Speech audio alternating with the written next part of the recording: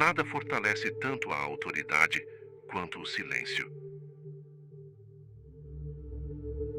Eu conheci um homem que nunca acelerava a fala, nunca se justificava, jamais pedia licença para existir. E ainda assim, era tratado com um tipo raro de reverência. No supermercado, no trabalho, no prédio em que morava, todos o tratavam com profundo respeito. Um dia, curioso, perguntei como ele conseguia. Ele me olhou como quem já sabia o que eu ainda ia demorar anos para entender, e disse com calma: Eu não luto por respeito.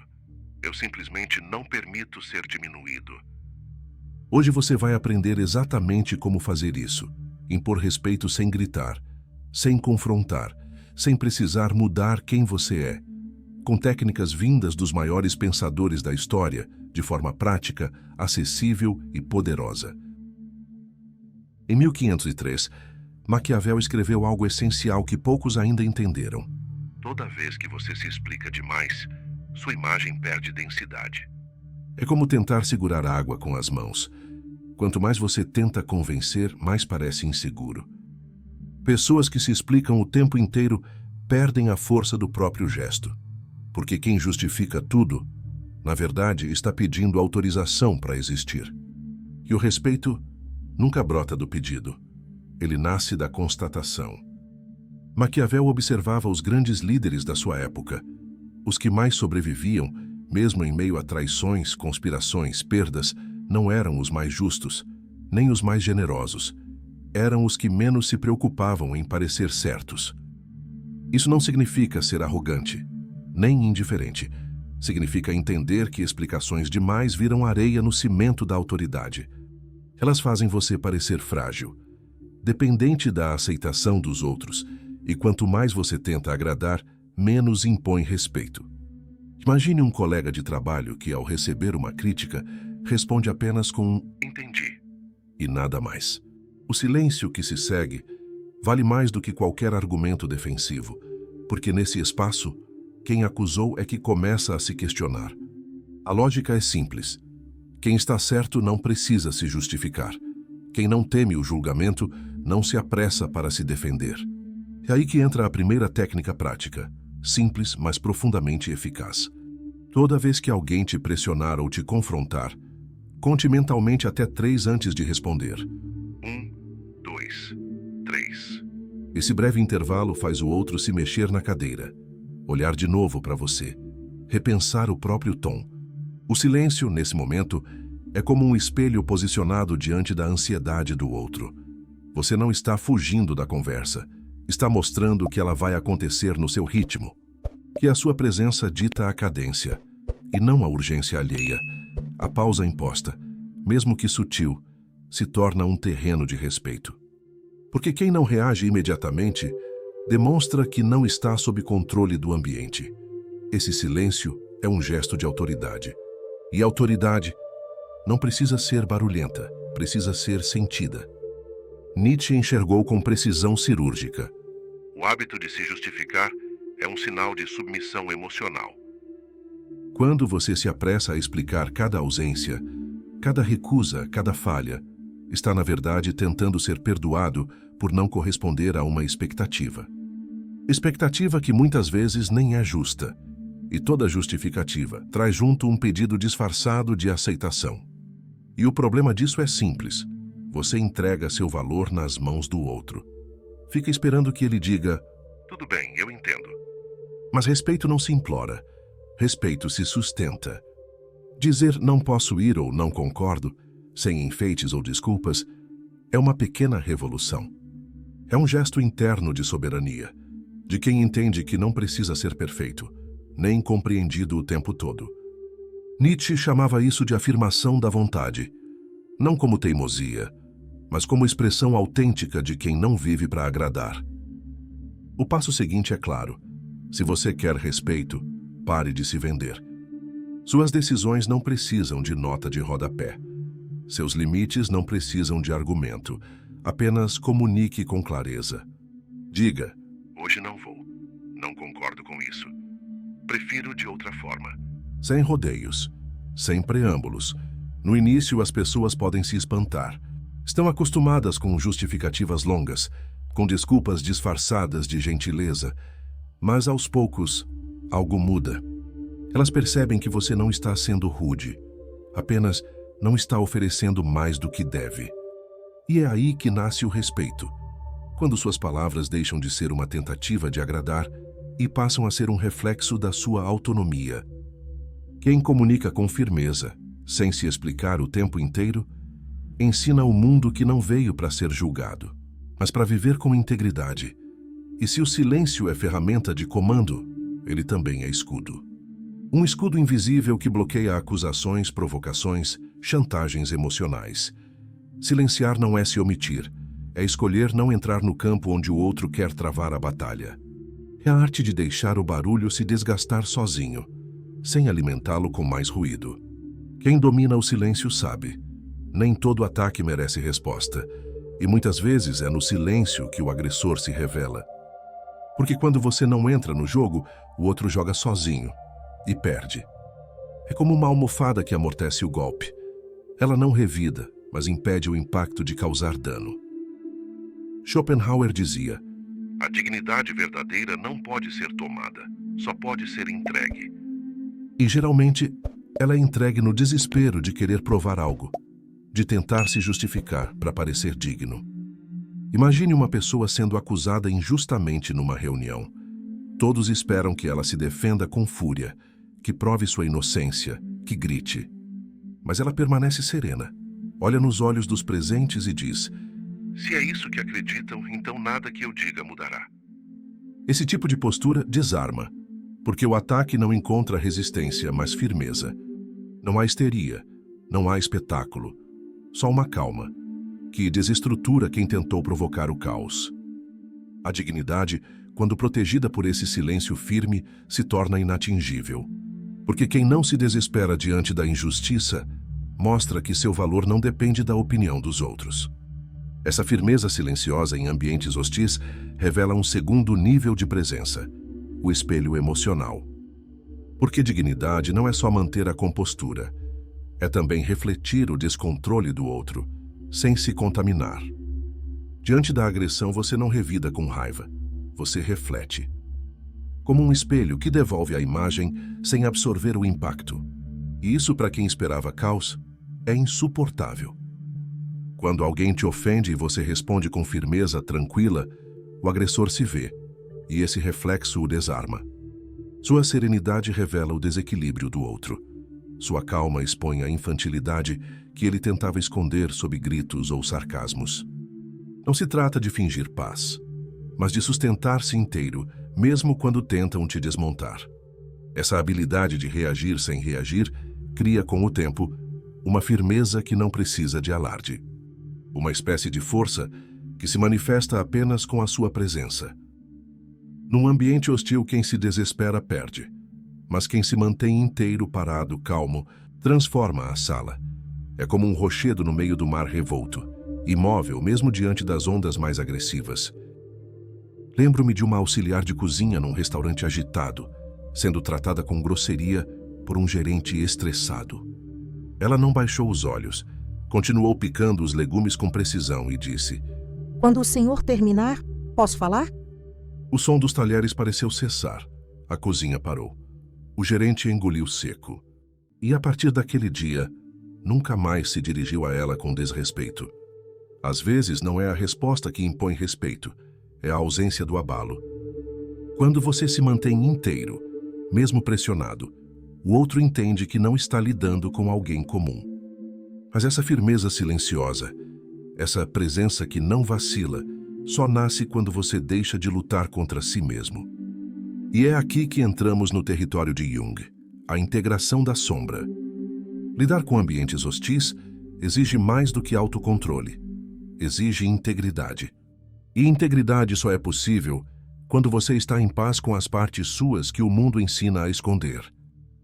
Jung chamava isso de integração da sombra. Aceitar partes suas que você preferia não mostrar.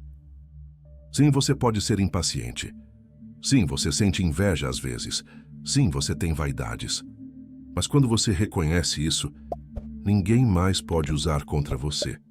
E quanto menos você finge, mais as pessoas sentem que estão diante de alguém de verdade. O autoconhecimento não é um ideal iluminado.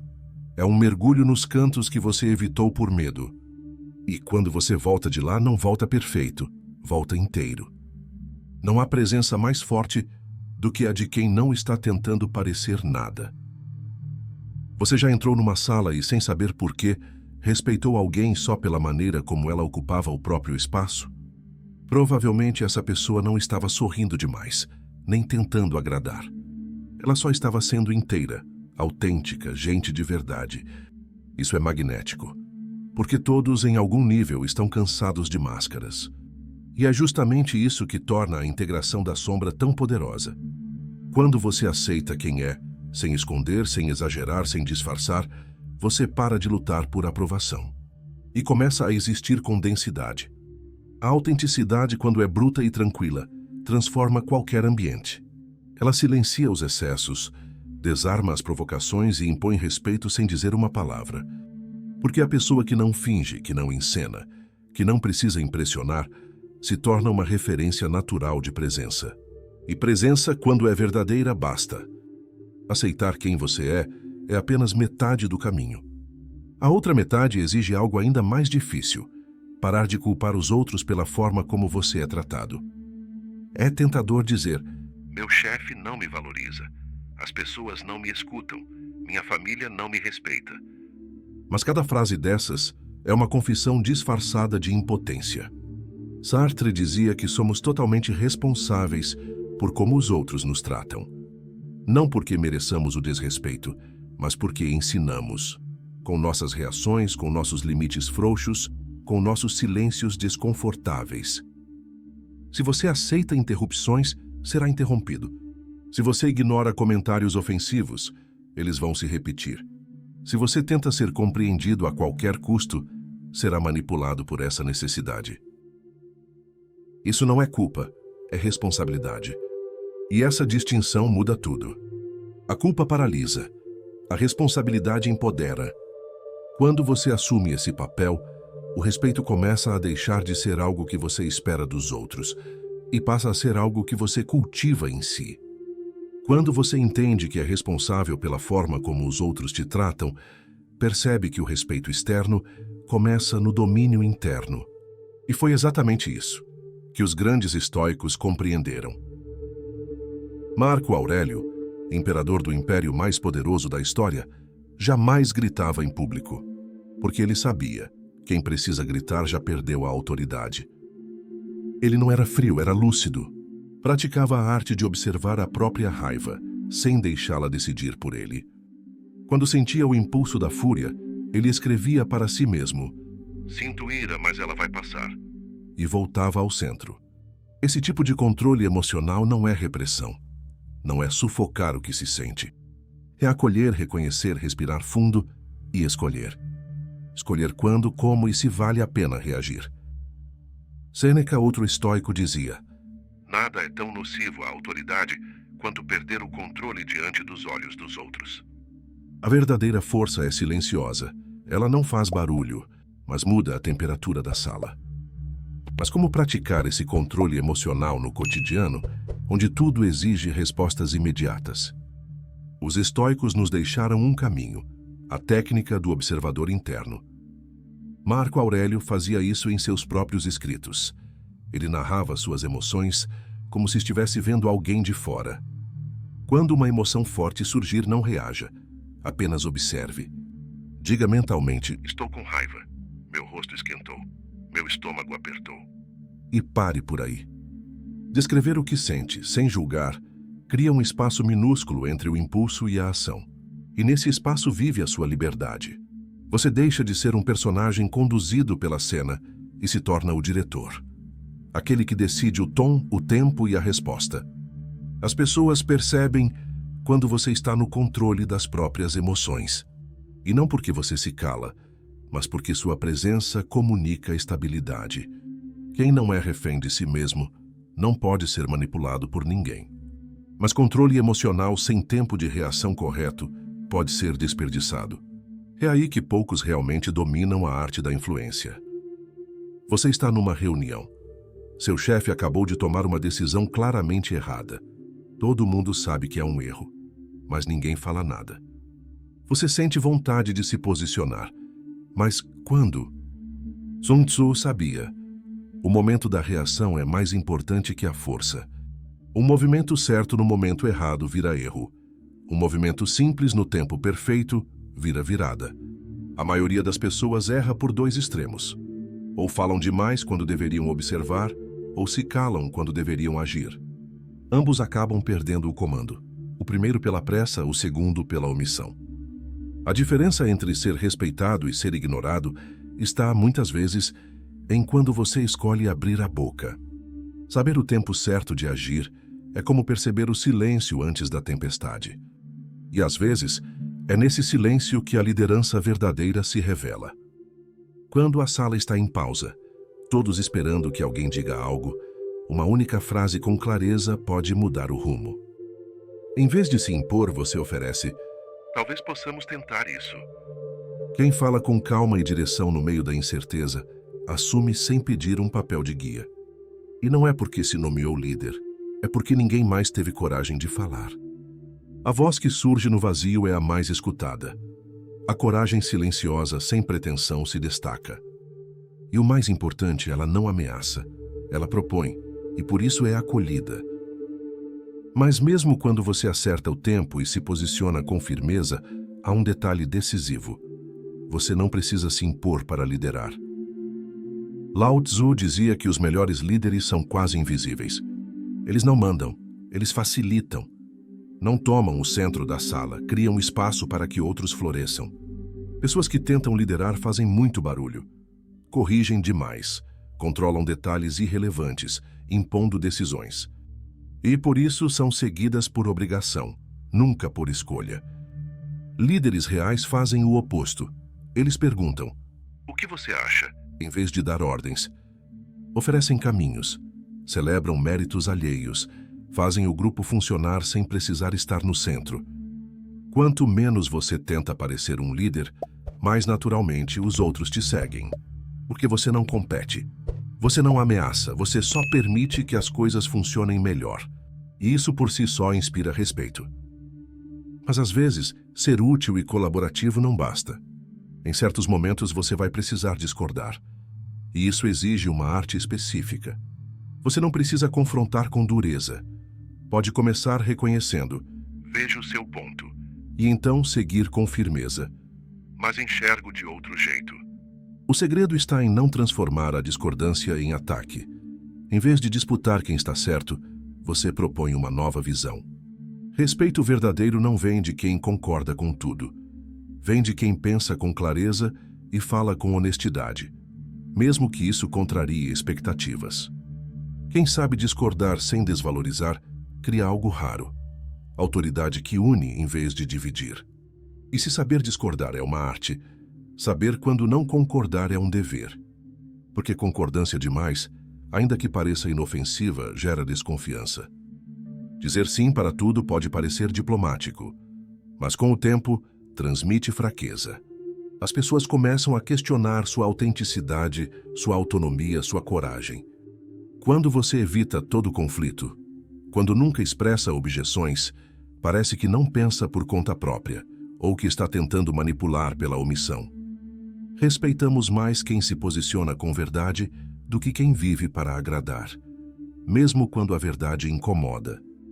Uma discordância honesta, bem colocada, impõe mais respeito do que 1000 acenos vazios. Mas discordar mesmo com autenticidade ainda exige técnica, porque uma ideia mal colocada pode virar conflito. E a intenção aqui não é vencer, é construir. Comece com empatia. Entendi o que você quis dizer. Isso abre a escuta. Em seguida, exponha sua dúvida. Minha única preocupação é: Agora ofereça uma alternativa. talvez a gente possa testar assim. Essa estrutura transforma uma objeção em colaboração. A outra pessoa se sente respeitada, mesmo contrariada. Você não discute com o ego dela. Você contribui com a situação. E é por isso que sua opinião, mesmo divergente, ganha peso. Porque você não cria inimigos, cria pontes. E isso é raro o suficiente para ser respeitado. Todas essas práticas, saber discordar, impor limites, sustentar silêncio, não se justificar, só ganham força quando se transformam em algo maior do que um truque isolado. Agora você conhece os caminhos.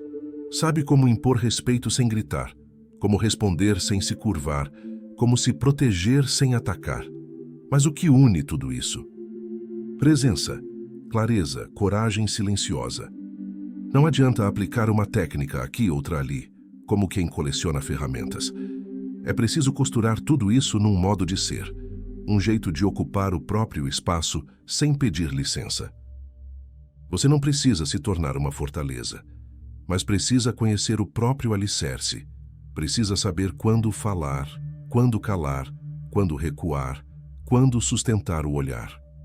É esse conjunto invisível, de silêncio, firmeza, autocontrole e autenticidade, que constrói autoridade natural.